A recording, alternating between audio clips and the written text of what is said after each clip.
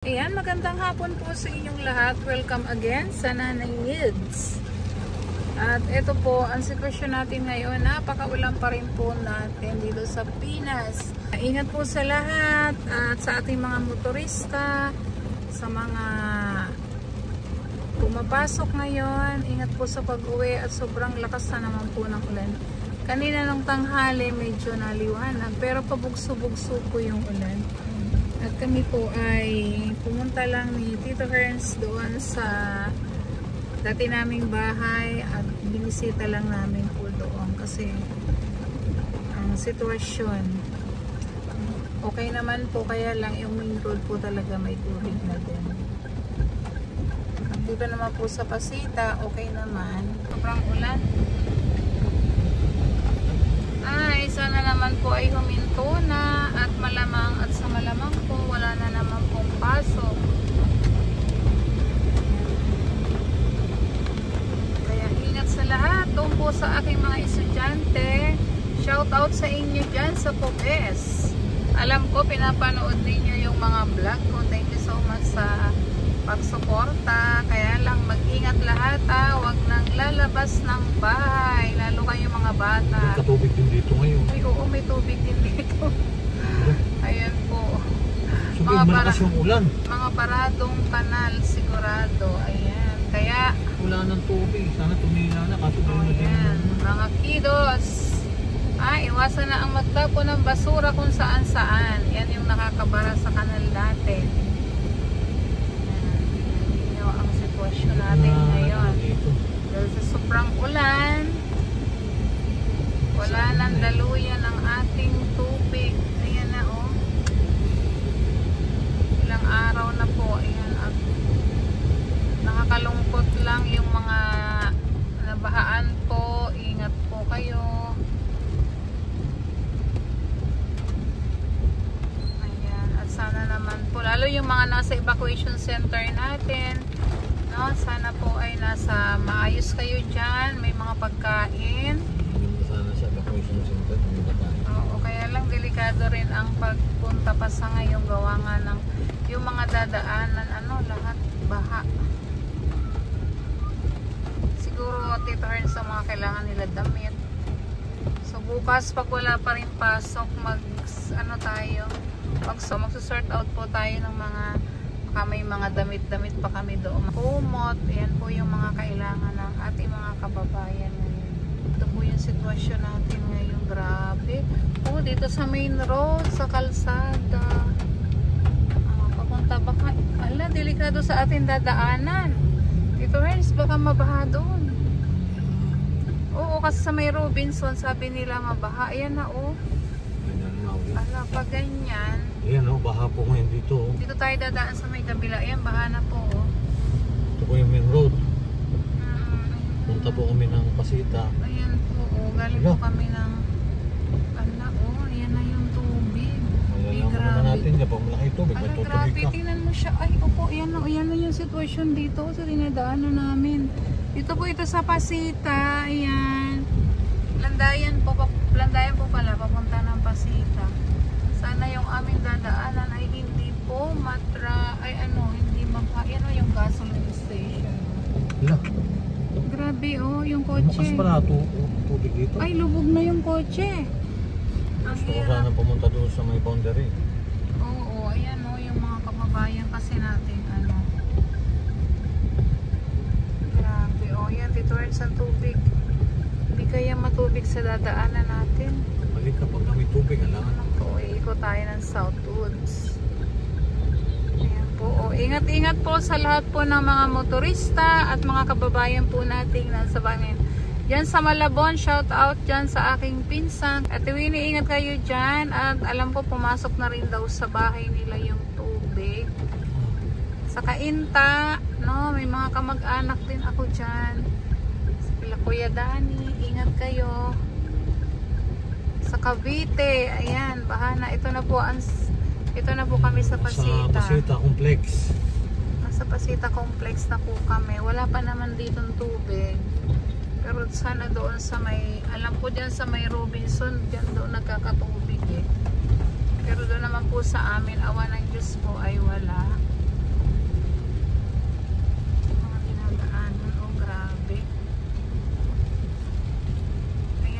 out po kay Nanay Eni. Nanay Eni, kamusta po? Ay, ang oras pa po dito sa amin ay sa 5 Pilipinas ay 4:30. Pero parang mag-alas 6 na. Oo, grabe po. Dahil sa dilim.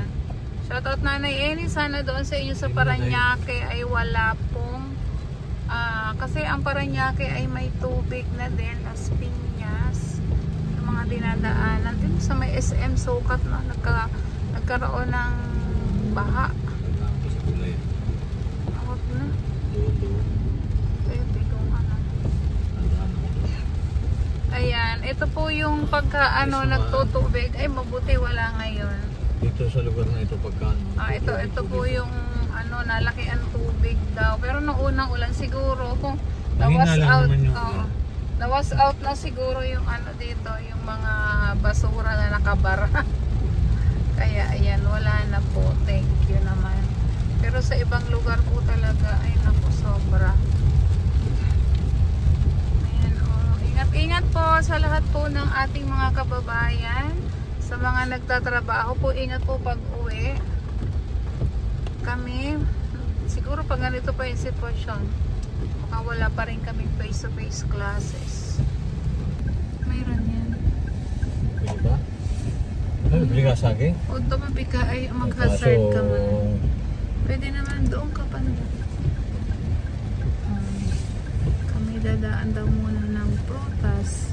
Kahit kumakain saging. Yung mga bata, iniwan po muna namin. Nagawa sila ng kanilang mga assignment. Di ba kami babagsak din? Ikaw na lang, ano.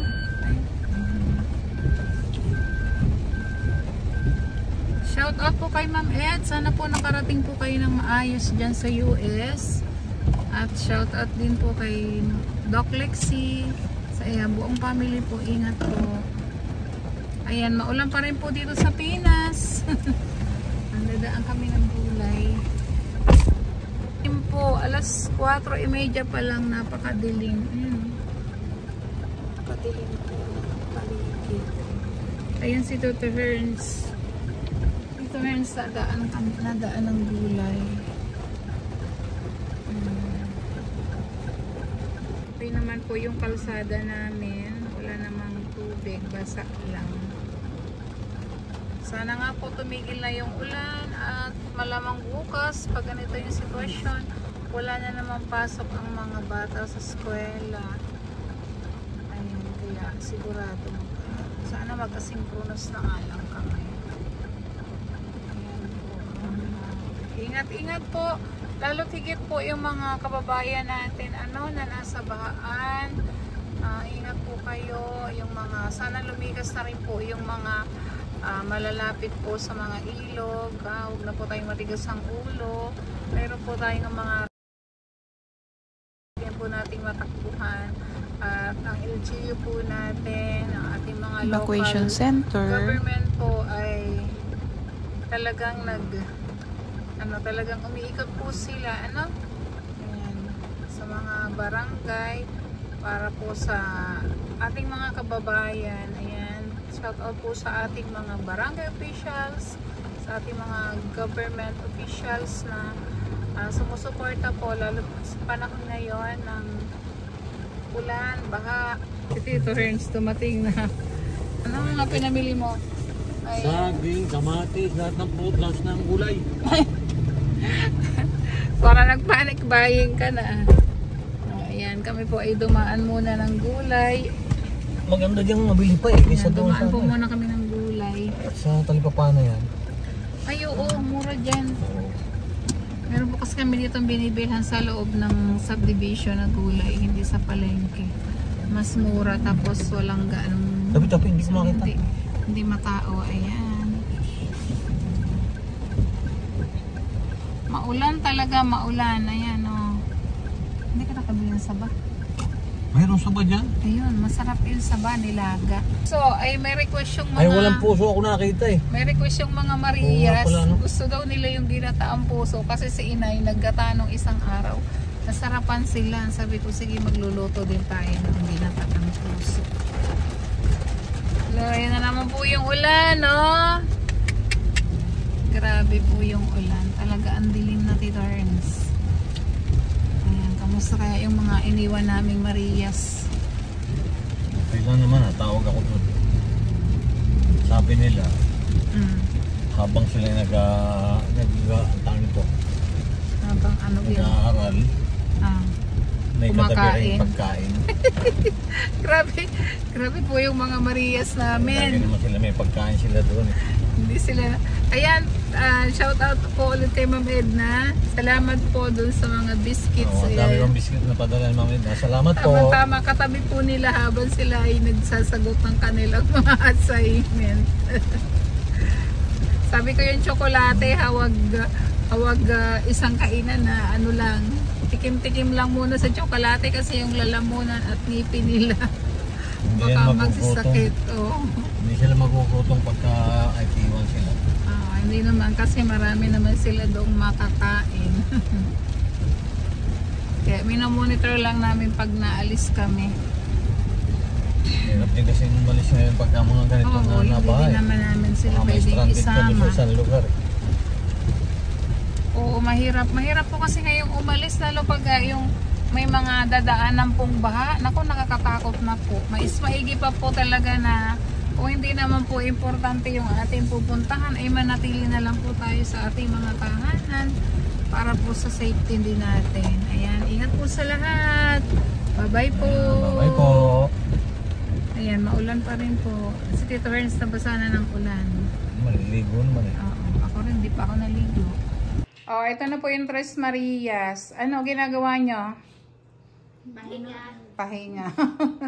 O ano, asynchronous pa rin kayo kanina. Opo. O ano mas maganda, may pasok o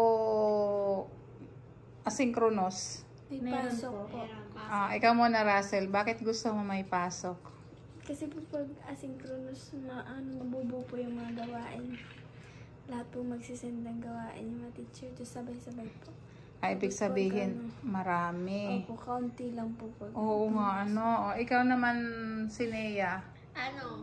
Gusto ko makinig. Gusto Gusto ko may pasok kasi gusto ko makinig sa teacher na matuto ka ng maraming lesson.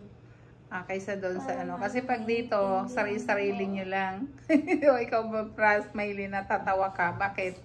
Ano gusto mo? Gusto ko rin po may pasok po kasi po kunti lang po yung ginagawa din po at saka minsan po nagdi-discuss pa rin po yung teacher. Hindi po nakapapagod. Oo, hindi kasi pag nagdi-discuss si teacher, hindi kayo, nakaupo kayo nakikinig, nagpa-participate, pero kapag nasa sa bahay, basa niya yung tanong at sagot nyo, diba? Opo. At saka maganda din may baon na.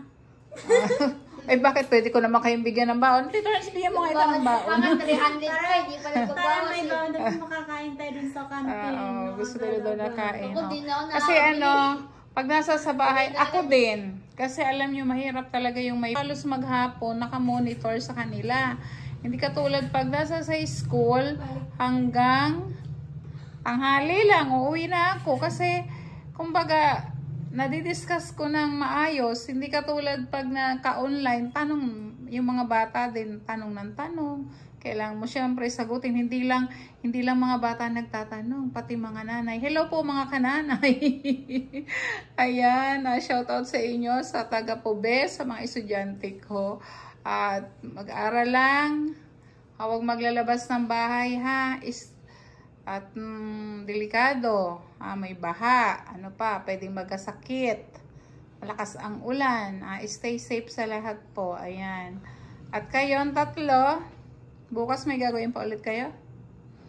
True? Hindi pa rin tapos? Hindi pa raw sila tapos. Okay. Kala ko bakante na kayo bukas, isasama namin sana kayo. Pero okay lang. Saan po? Kuya Kim, ano na? Mag-aayos kami ng mag-aayos lang tayo ng ibang mga relief goods. Try natin na maibigay doon sa evacuation kung okay yung daan, na. Ingat po sa lahat. Ingat kayo. Okay po, bye-bye. Bye-bye po. Keep safe. Okay, bye-bye.